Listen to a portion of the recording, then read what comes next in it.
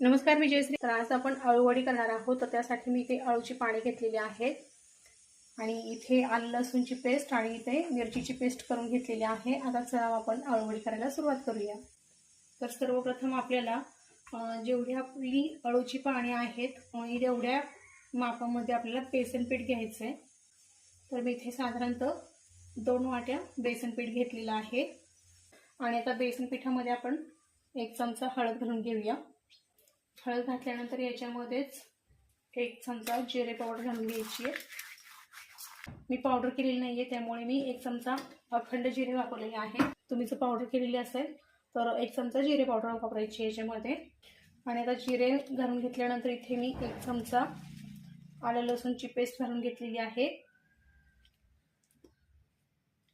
आणि इथे मिरची मी वाटून घेतलेली आहे आणि मिरची वाटत असतानाच मी कोथिंबीर ह्याच्यात ॲड केलेली आहे.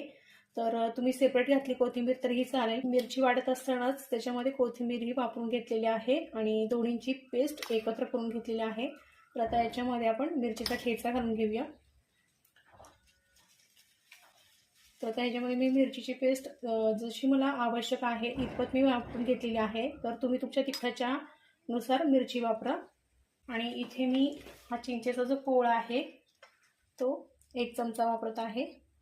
आणि आता घालून घेऊया आपण चवीनुसार मीठ. तुम्ही तुमच्या पिठाच्या अंदाजानुसार मीठ वापरा. मी इथे माझ्या चवीनुसार मीठ वापरून घेतलेले आहे आणि हे सर्व जिन्नस आता आपण एकत्र करून घेऊया. चिंचेचा कोळ पूर्णपणे ऑप्शनल आहे. तुम्हाला वापरायचा असेल तर तुम्ही वापरू शकता, नाही चिंचेचा कोळ वापरला तरीही चालेल. चिंचेच्या कोळामुळे काय होतं की अळूपणाला जी खाज असते ती निघून जाते आणि ज्यावेळेस आपण अळूची भाजी म्हणा किंवा अळूवडी खातो तर त्याने घशात अशी खवखव करत नाही, त्यामुळे चिंचेचा कोळ वापरायचा आहे.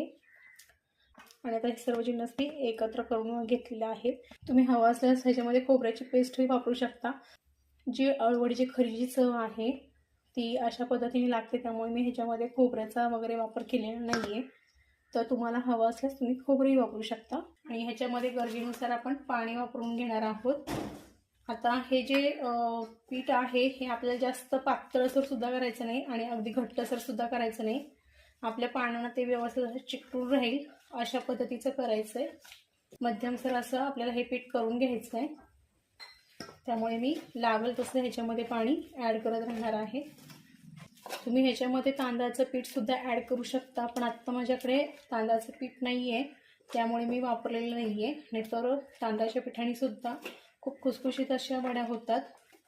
मी पाहू शकता याच्यामध्ये एकही गुठळी अशी राहिलेली नाही आहे. पूर्ण एकसारखं पीठ असं मी करून घेतलेलं आहे आणि तुम्ही पाहू शकता ह्याच्यामध्ये एकही गुठळी अशी राहिलेली नाही आहे. मस्त असं पीठ तयार झालेलं आहे. तर चला मग आता एक एक पान करून आपण वडी वळून घेऊया. आणि आता अळूवडी उकडण्यासाठी ठेवून द्यायची आहे. तर इथे मी गॅसवरती एका पातेल्यामध्ये 2.5 ग्लास पाणी ओतून घेतलेलं आहे आणि ही चाळणी आता ह्याच्यावरती ठेवून घेते आणि मध्यम आचेवरती गॅस मी चालू ठेवलेला आहे. तर आता आपण वड्या वळून घेऊया. तर इथे अळूची पानं मी 3 ते 4 पाण्याने छान असे धुवून घेतलेले आहेत, तुम्ही पाहू शकता. आणि ह्याच्या जे पाठीमागच्या ज्या शिरा असतात ह्या काढून घेतलेल्या आहेत मी. हवं असल्यास जर तुमची अळूची पाने जास्त खवखव करत असतील तर लाटण्याने अलगदसर अशा ह्या शिरा अशा मोडून घ्यायचे. म्हणजे अळूवड्याच्या ज्या शिरा असतात याच्यामुळे खाज सुटत नाही, पण हे अळूची पाने छान आहेत, खाज अशी सुटत नाही. यामुळे मी लाटण्याने वगैरे फिरवून घेणार नाही आहे, कारण मी याच्या शिरा व्यवस्थित अशा काढून घेतलेल्या आहेत, तुम्ही पाहू शकता. या शिरा छान अशा काढून ठेवलेल्या आहेत मी. आणि आता चला मग आता अळूवडी करायला सुरुवात करूया. तर ह्याच्यामध्ये पहिल्यांदा आपण जे खाली घेणार आहोत पान सगळ्यात शेवटी ठेवणार आहोत. हे पान मी व्यवस्थित असं जे फाटलेलं नाही आहे, बिळ वगैरे नाही आहे, अशा पद्धतीचं पान छान असं बघून घ्यायचं आहे. म्हणजे जे आपण वडी भरतो ते आपली फाटत नाही. त्यातलं जे आपण बेसन वगैरे घेतलेलं आहे, भरलेलं आहे, ते बाहेर येत नाही. अशा पद्धतीने आता पानांना बेसन लावून घ्यायचं.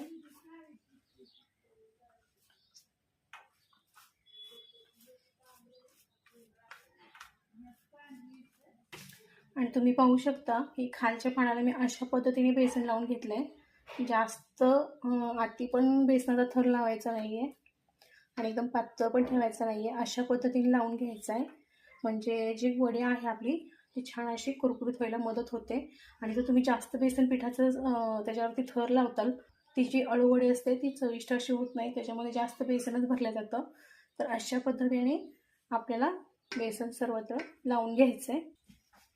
आणि आता हे दुसरं जे पान आहे ते अशा पद्धतीने मी लावून घेणार आहे. जी सरळ बाजू आहे ती मी खाली केलेली आहे, म्हणजे शिरांची बाजू आहे ती मी अशा पद्धतीने वरती केलेली आहे.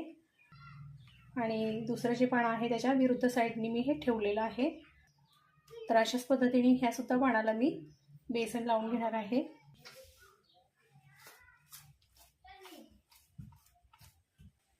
अशा पद्धतीने जर तुम्ही अळूवडी करताल तर खूप करायला सोपी जाते.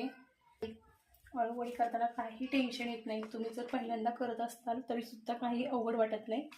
आणि आता अलटी पलटी करून अशा पद्धतीने मी पानं लावून घेणार आहे. तुम्हाला दाखवते मी. हे पाहू शकता, शिरांची बाजू वरती केलेली आहे, सरळ बाजू खाली केलेली आहे. आणि आता झिगझॅग पद्धतीने मी पानं लावून घेणार आहे. आता ह्या सुद्धा पानाला आपण अशाच पद्धतीने बेसन लावून घ्यायचे. काही जण 3 पानांची करतात, काही जण 4 पानांची करतात. इथे आपण 5 ते 6 पानं ह्याच्यामध्ये यूज करणार आहोत एका वडीसाठी. जेवढी तुम्ही जास्त पानं वापरताल तितकी वडी छान अशी टेस्टी पण होते आणि कुरकुरीपणा पण जास्त येतो वडीला. आणि जी वळवटी आहे ती खूप छान अशी दिसते, मोठी अशी वडी दिसते.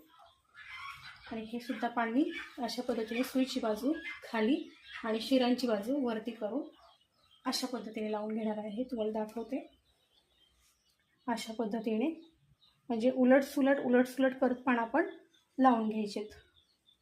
म्हणजे समजा पहिलं पान जर आपण असं ठेवलं तर दुसरं पान शिरांची बाजू वरती, सरळ बाजू खाली, आणि हे अशा पद्धतीने लावून घ्यायचं आहे. तुम्ही पाहू शकता, पहिलं पान असं, दुसरं पान असं, पुन्हा तिसरं पान असं, चौथं पान अशा पद्धतीने झिगझॅग पद्धतीने लावून घ्यायचेत. तशाच पद्धतीने ही पानं लावून घेतलेली आहे. आणि ह्याला सुद्धा व्यवस्थित असं बेसन लावून घेऊ आपण. सांगितल्याप्रमाणे जास्त बेसनाचा थर चढवायचा नाही, अलगदसर असं 4 बोटांनी अशा पद्धतीने लावून घ्यायचे. आणि आता हे 5वं पान मी याला लावते. आणि हे 6वं पान घेते मी.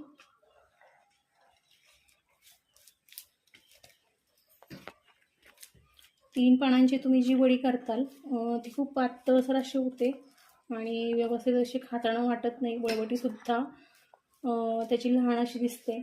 शिवाय जे थर असतात वडीचे ती सुद्धा जास्तीत जास्त दिसून येत नाही.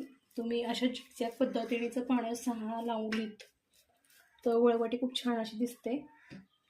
आणि ज्यावेळेस तुम्ही ती वडी कटिंग करताल त्यावेळेस सुद्धा त्याचे थर जे असतात ते छान दिसतात आणि तळल्यानंतरही तितकीच छान चविष्ट लागते.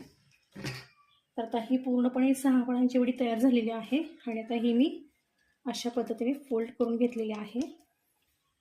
आणि ह्याला सुद्धा बेसन लावून घ्यायचं आहे, जेणेकरून आपण वळवटी करू त्यावेळेस एकमेकाला ती चिकटल्या जाईल अशा पद्धतीने. आणि अशाच पद्धतीने फोल्ड करून घेते.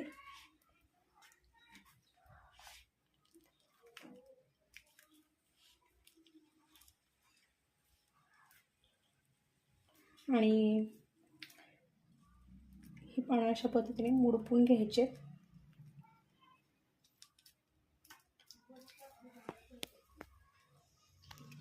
आणि ह्याच्यामध्ये बेसन भरून घ्यायचं, म्हणजे ही जी आपण आतमध्ये पानं फोल्ड केलेत ही बाहेर अशी येणार नाही त्यासाठी ह्याच्यामध्ये बेसन घालून घ्यायचं आहे.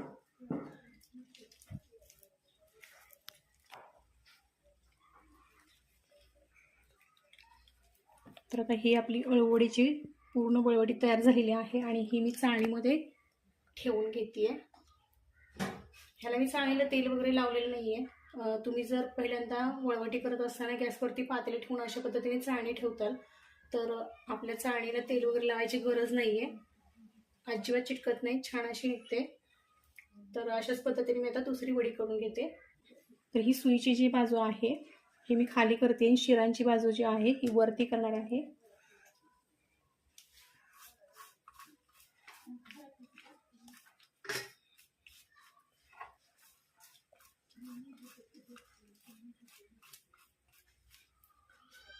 दुसरं पण अशा पद्धतीने क्रॉसमध्ये लावायचं. शिरांची बाजू वरतीच.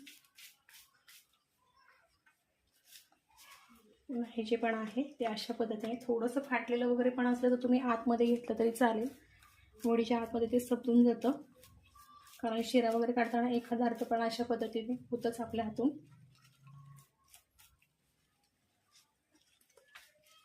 आता झिगझॅग पद्धतीने उलट सुलट करत पाण लावून घ्यायचं आहे.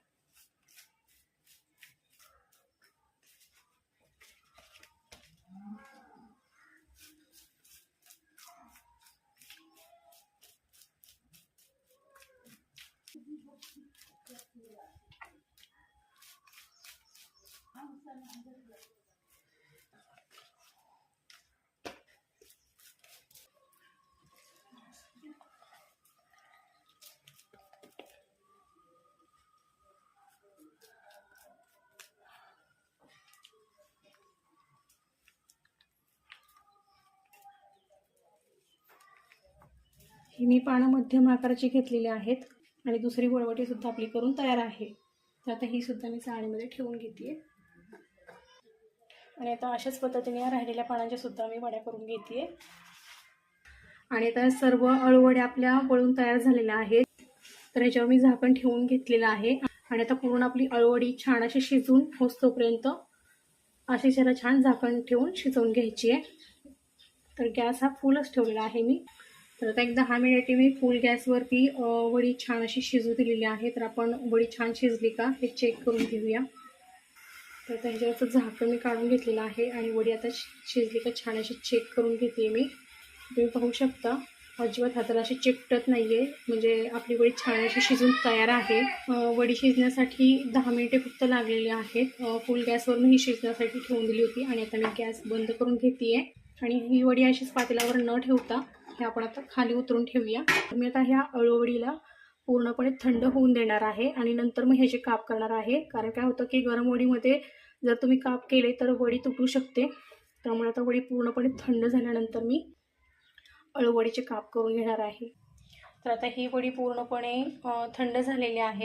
तर अशीच वडी ही तुम्ही 2 ते 3 दिवस सहजपणे फ्रीजमध्ये ठेवू शकता. ज्यावेळेस लागेल त्यावेळेस तळून खाऊ शकता. त्यासाठी घेतलेल्या आहेत.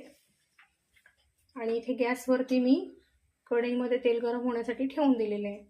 तर चला मग आता ह्या अळूवड्या मी कट करून घेते आणि गरम तेलामध्ये आपण लगेच सोडून घेऊया. तुम्ही पाहू शकता की थंड झाल्यानंतर किती छान अशा कट होतात ते. आणि अजिबात ही तुटत नाही आहे वडी. जर गरम वडी असताना तुम्ही कट करताल तर वडी तुटेल. आणि पूर्णपणे थंड वडी होऊन दिल्यानंतर जर कट करताल तर अशा पद्धतीने वडी अलगद छान अशी कट होते. तुम्ही पाहू शकता की आपण जास्तीची पानं वापरलेली आहेत, त्यामुळे अळूवडीला छान अशा लेअर पडलेल्या दिसतात आपल्याला. अशा पद्धतीने अळूवडीच्या लेअर आल्या पाहिजेत. त्यामुळे जास्ती पानांचा वापर करायचा आहे, म्हणजे आपली अळूवडी अशा पद्धतीची तयार होते. आणि आता इथे तेलही छान गरम झालेलं आहे. तर एक एक करून अळूवडी ह्याच्यामध्ये आपण सोडून घेऊया. गॅसची फ्लेम ही हाय ठेवलेली आहे आणि फुल गॅसवरतीच आपल्याला ह्या अळूवड्या तळून घ्यायच्यात, म्हणजे छान अशी वडी तळल्या जाते. आणि वडी छान अशी कुरकुरीत होईपर्यंत आपण तळून घ्यायची मस्त. आणि लगेच पलटी मारायची नाही, तर छान अशी तळून झाल्यानंतर पलटी मारायची. अशा पद्धतीने तळून घ्यायच्यात आपल्याला. तुम्ही जर वडी लगेच पलटी मारताल तर त्याचे तुकडे होऊ शकतात. आणि वड्या पूर्णपणे कडक होईपर्यंत तळून घ्यायचे छान अशा खरपूस रंगावरती. तर ज्या स्टार्टिंगला मी वडे टाकले होते ते छान अशा तळून झालेल्या आहेत. आणि आता ह्या मी प्लेटमध्ये काढून घेते. अशा तुम्ही रंगावरती जर तळून घेताल वड्या तर छान अशा कुरकुरीत होतात. त्यामुळे अशा खरपूस रंगावरती वड्या तळून घ्यायच्यात. तर आता ह्या मी प्लेटमध्ये काढून घेते आणि अशाच पद्धतीने आता मी सगळ्या वड्या तळून घेते. आणि तुम्ही पाहू शकता की आता आपली अळवडी पूर्णपणे तळून तयार झालेली आहे आणि आपण याच्यामध्ये भरपूर पानं वापरलेली आहेत. 6 ते 7 पानांची आपण एक अळवडीची वळवटी तयार केलेली आहे. त्यामुळे ह्याला लेअर असे छान असे सुटलेले दिसतात. ते तुम्ही जर 3 पानांची अळवडी करताल आणि त्याच्यामध्ये भरपूर सारं बेसन वापरताल तर ती खास अशी चवीला लागत नाही. तर अशी नुसती जास्ती पानांची वडी तुम्ही नक्की करून पहा. अशा पद्धतीने खरपूस रंगावरती तळून खूप छान कुरकुरीत अशी होते ही. चवीला तितकी छान अशी लागते. तर नक्की अशा पद्धतीने अळवडी करून पहा. जर आजचा व्हिडिओ तुम्हाला आवडला असेल तर नक्कीच व्हिडिओला लाईक करा, शेअर करा, कमेंट करा आणि चॅनल जर अजून सबस्क्राईब केलं नसेल तर अशा छान छान रेसिपीसाठी चॅनल जरूर सबस्क्राईब करा. पुन्हा भेटूया अशाच एका चटपटीत आणि चमचमीत रेसिपीसोबत. तोपर्यंत अशा छान छान रेसिपीज बनवून खात राहा आणि माझे व्हिडिओज पाहत राहा. व्हिडिओ पाहिल्याबद्दल धन्यवाद.